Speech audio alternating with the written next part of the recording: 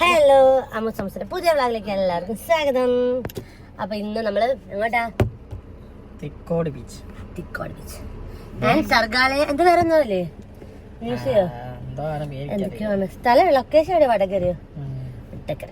അപ്പൊ നമ്മള് അങ്ങോട്ടാണ്. വീട്ടിൽ നിന്ന് ഇറങ്ങിയിട്ടേ ഉള്ളൂ, കാൽ കയറിയിട്ടേ ഉള്ളൂ. ബേബിയമ്മ ഉണ്ട്, ഇച്ചു ബേബി ഉണ്ട്. ബേബിയമ്മനെ ഞങ്ങൾ പൊക്കിക്കൊണ്ട് വന്നത്. ബേബിയമ്മ വരില്ല പറഞ്ഞിട്ട് ചീത്ത പറഞ്ഞ് വിളിച്ചതാണ്. ഇച്ചു ബേബി ഉണ്ട്. അപ്പൊ ഞങ്ങള് എന്നാലും പോയിട്ട് വരാം. കാറിൽ കയറി കഴിഞ്ഞാൽ പിന്നെ ഇച്ചുവിൻ്റെ കുരുത്തക്കേട് കാരണം ഫോണൊന്നും എടുക്കാൻ അധികം പറ്റില്ല. എന്നാലും പറ്റുന്നിടത്തോടെ എടുത്തു. റോഡ് എടുത്തോണ്ട് വന്ന് പേട്ടൻ പറഞ്ഞു കുറച്ച് എൻ്റെയും വീഡിയോ എടുക്കുമെന്ന് പറഞ്ഞാൽ അങ്ങനെ എടുത്തോണ്ട് വന്നതാണ് ഞാൻ. റോഡാണോ അറിയില്ല. അയ്യോ ഗൈസ്, ഇത് റോഡാണോ അറിയില്ല.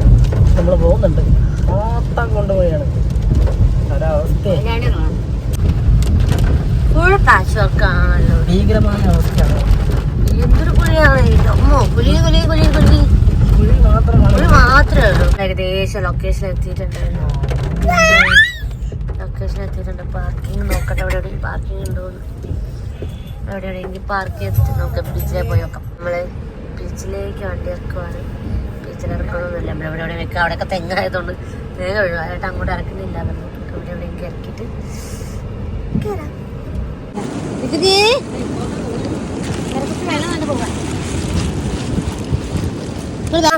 നമ്മള് റെയിൻകോട്ടൊക്കെ ഇട്ട് ഇറങ്ങി.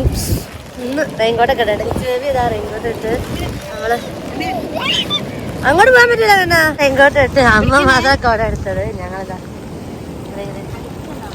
കഴിഞ്ഞ ദിവസം ഞങ്ങൾ മൈജിൽ പോയപ്പോൾ മേടിച്ച കോട്ട് വാങ്ങാൻ പോയതല്ല, വേറൊരു സാധനം വാങ്ങാൻ പോയപ്പോൾ അങ്ങനെ മേടിച്ചതാണ്. കൊച്ചു വലുതാണെങ്കിൽ ഇന്നാണ് അത് ഉപകാരപ്പെട്ടത്. അന്ന് ജസ്റ്റ് കുറച്ച് ടൈം മഴ പെയ്തിട്ടുണ്ടായിരുന്നുള്ളൂ.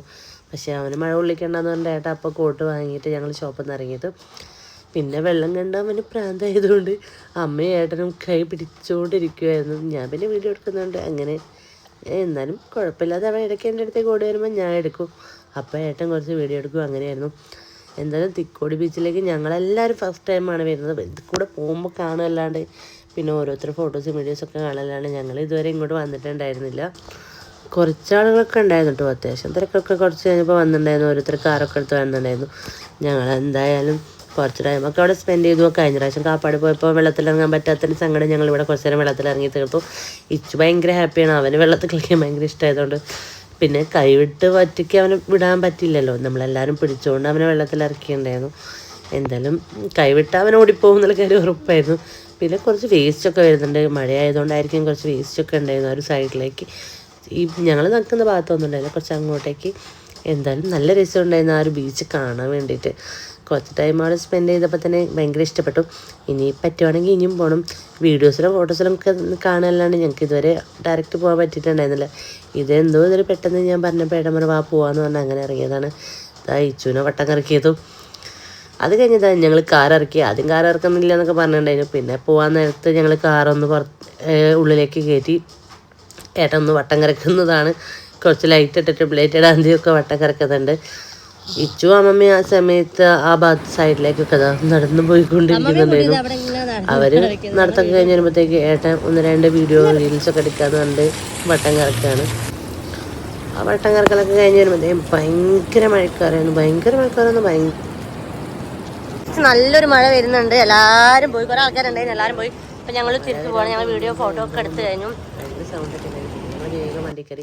ഇത് ഞങ്ങൾ വരുന്ന വഴിക്ക് വാങ്ങിയ പപ്സ് ആയിരുന്നു. അപ്പൊ നമ്മള് കുറച്ചും കൂടി കേറി ഇനി അവിടെ നിന്നാ വണ്ടി കുഴിഞ്ഞു പോകുന്നു പറഞ്ഞു. അപ്പൊ നമ്മള് വേഗം ഇറങ്ങുവാണ്. നല്ല മഴ പെയ്യുന്നുണ്ട്. മഴ പെയ്തു ഭയങ്കര ശക്തിയിലാട്ടോ.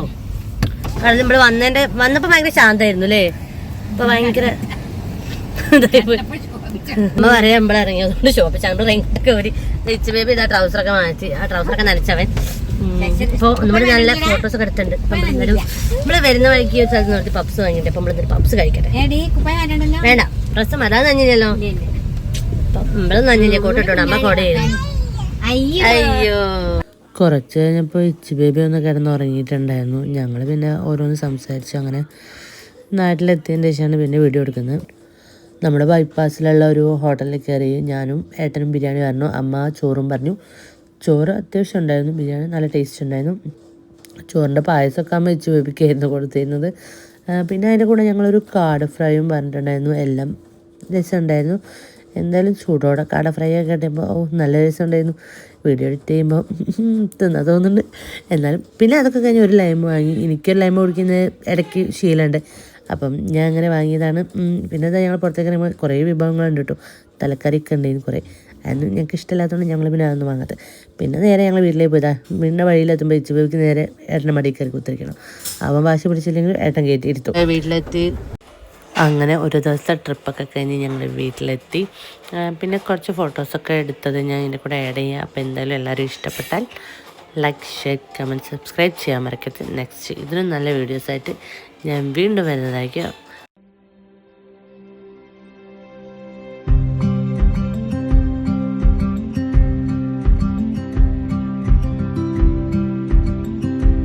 അടുത്ത വീഡിയോ വരുന്നവരേക്കും എല്ലാവർക്കും ടാറ്റാ, ബൈ.